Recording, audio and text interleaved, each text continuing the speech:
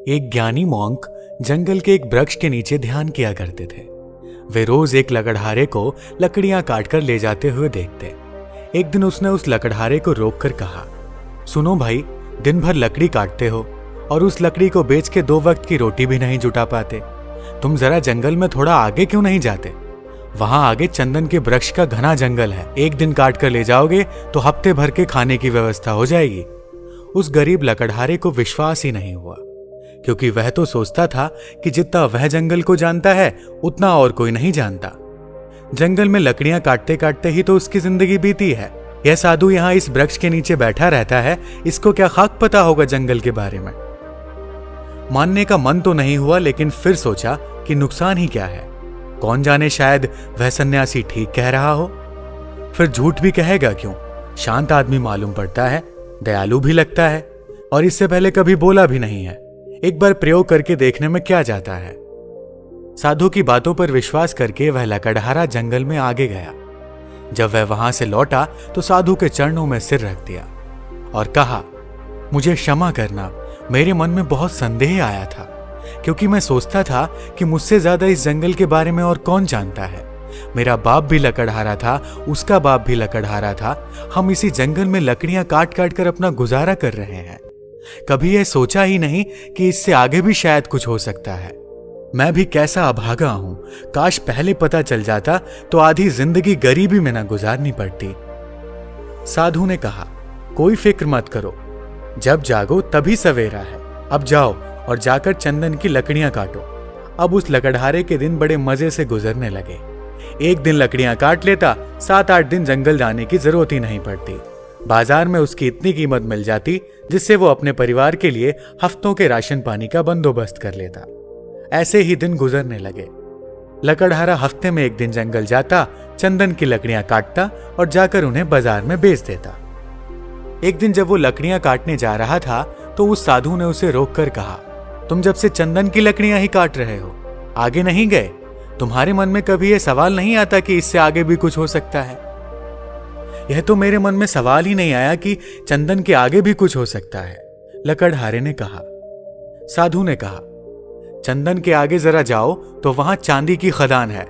लकड़ियां काटना छोड़ो, एक दिन ले जाओगे, 2-4 महीने के लिए हो जाएगा। अब तो वह साधु पर भरोसा करने लगा था। बिना कुछ सोचे समझे वह वहां से भागा। वहां जाकर उसने देखा तो वह हैरान रह गया। वहां तो सचमुच एक चांदी की खदान थी। वह खुशी से उछलने लगा। अब तो वह 4-5 महीने में एक बार आता, चांदी लेता और अगले 4-5 महीने आराम से रहता। ऐसे ही कुछ साल गुजर गए। एक दिन जब लकड़हारा चांदी लेने जंगल जा रहा था तो वो साधु उसे फिर से उसी पेड़ के नीचे मिला। उस साधु ने लकड़हारे से कहा, थोड़ा और आगे जाओ, वहां सोने की खदान है। जब वह लकड़हारा चांदी की खदानों से कुछ मील आगे गया तो देखा कि वहां सचमुच सोने की खदान थी।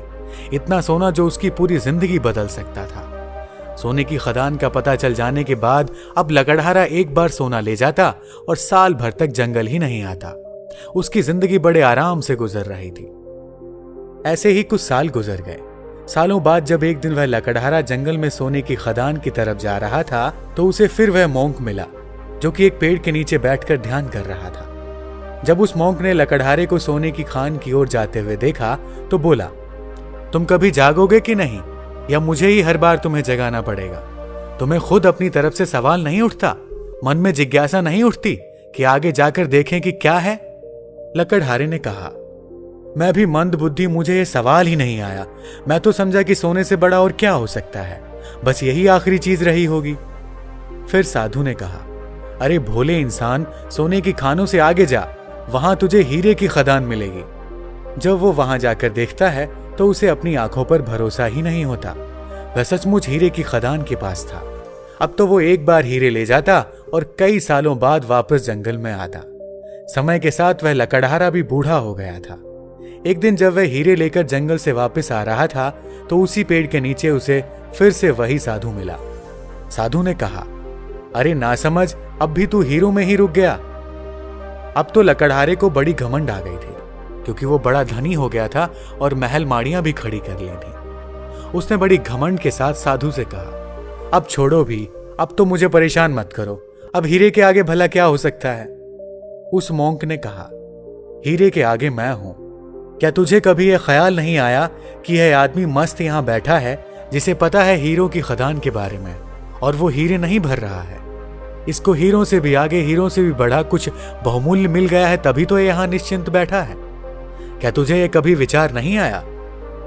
उस साधु की बात सुनते ही वह लकड़हारा रोने लगा और उस ध्यानी मॉन्क के पैर पकड़कर कहता है, मैं भी कैसा मूर्ख हूं, कभी सोच ही नहीं पाया कि जिसने यह सोने चांदी हीरे जवाहरात छोड़ दिए उसके पास जरूर इन हीरे जवाहरातों से भी बड़ा धन होगा। मैं जानना चाहता हूं कि तुम्हारे पास वह कौन सा धन है जिसके सामने इस दुनिया की सारी दौलत छोटी है। लकड़हारे की बात सुनकर साधु कहता है, वही तो मैं तुम्हें बताना चाहता हूं, उस धन का नाम है ध्यान। लकड़हारे ने कहा, लेकिन मुझे तो ध्यान करना ही नहीं आता। साधु ने कहा, ध्यान करना बहुत सरल है। बाहर का धन तो बहुत इकट्ठा कर लिया, अब जरा भीतर की ओर मुड़ जाओ और आराम से बैठ जाओ, फिर देखो कि तुम्हारे अंदर क्या चल रहा है। अगर कोई अनुभव हो तो उसे पकड़ो मत, बस देखो। हो सकता है तुम्हें परमात्मा मिले, लेकिन तुम्हें उन्हें भी नहीं पकड़ना है। तब तक देखते रहो जब तक कि सभी अनुभव, सभी विचार शांत ना हो जाएं। मगर ध्यान रहे, जबरदस्ती किसी भी अनुभव को करने की कोशिश मत करना। इस विचार को खत्म करने का प्रयास कभी मत करना। जब कोई अनुभव ना रहे और कोई विचार ना रहे, तब तुम निर्भीक होकर समाधि में स्थित हो जाओगे। फिर इधर उधर नहीं भटकोगे और तभी केवल शून्य होगा, और उस शून्य में ही जलता है बोध का दिया, आत्मज्ञान का दिया। ध्यान करने के लिए एक चीज जो सबसे महत्वपूर्ण है वो है धैर्य। आपके भीतर इतना धैर्य होना चाहिए कि घटना आज घटे या कई वर्ष बाद, आप ध्यान करने के लिए हमेशा तैयार रहें। दोस्तों, यदि आपको शुरुआत में ध्यान करने में प्रॉब्लम आती है तो आप सिर्फ 5 मिनट के अभ्यास से शुरू कर सकते हैं। अगर 5 मिनट भी नहीं कर सकते तो 2 मिनट से शुरू कर सकते हैं। लेकिन एक बात ध्यान रखना, इसे कंटिन्यू करना है, हर रोज अभ्यास करना है, नहीं तो आपको रिजल्ट नहीं दिखेगा। दोस्तों, आज की वीडियो में फिलहाल इतना ही। धन्यवाद।